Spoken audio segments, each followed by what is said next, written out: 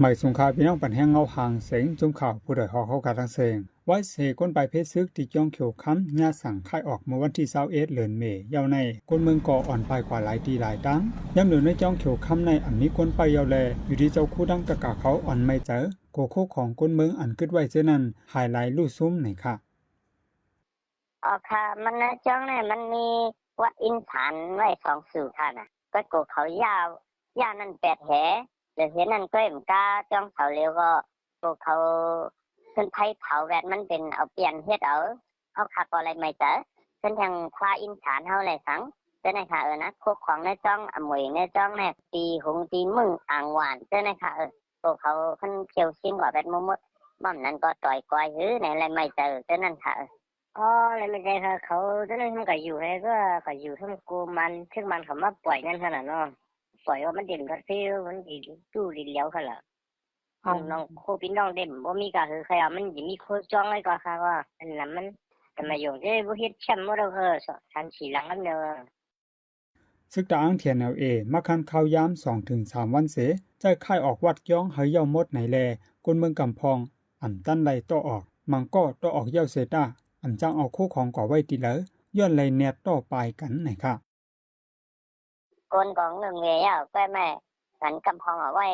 โคของไว้ที่จ้องที่วัดนั่นน่ะเนาะจ้องเกี่ยวคำในแต่ก็กำพองไปไล่มานะกำพองได้อยู่ตั้งเวียงหรือว่าฝั่งอุลงว่าคำพองมาอยู่ตั้งน้ำสางว่าผู้ฝั่งเลี้ยงเสือว่าเจ้าในค่ะเขาจังเมื่อเฮือนขนาดเนาะเขาก็ฮู้ตกเล่นทำปันข้าวยามได้ปัน2 วันฮัตโตออกในวันเดอะไรยินว่ามีรถก็ไว้ในนั้นเพราะว่าสินดังรถนะครับมันจางออกตั้งหลวงให้ทำปันออกละล่าขนาดพวกโฮกันในถือในหน้ามันมีสินดังออกค่ะหรอก็ถ้าถึงก็ดีมีก้าก็ดีมีในจงในบางจงเลยกองเขาตัวในเนี่ยก็ดีมีข่าวก็ยาวก็ดีมีอันเป็นจับปัดจุ่มตัวเนี่ยนี่ก็กองไว้ที่นั้นตั้งเงินตั้งยี่ก็ไม่เต็มค่ะแต่มันเขาไว้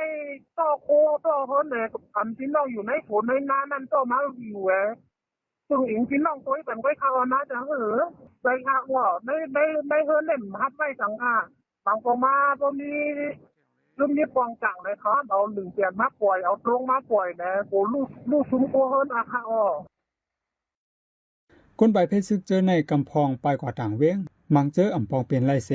ไปอยู่จ้อมในไฮในสนก็มีย่ำเร็วซ้ำเป็นข้าวหลัวเอาลูกอ่อนขึ้นห้องเฮียนแลมังเจอแต่ลูกอ่อนได้เลยขึ้นห้องเฮียนไหนเสไปกว่าทางเวียงปังอูแลเมืองไตปอดจานเจอไหนนี่ค่ะฟังเรื่องนี้ได้อันจากว่าโชว่ากาหลงกาดังไว้จะได้ไว้มากเขาเอาแต่กูอันที่ใช่ไงกูมึงตั้งไว้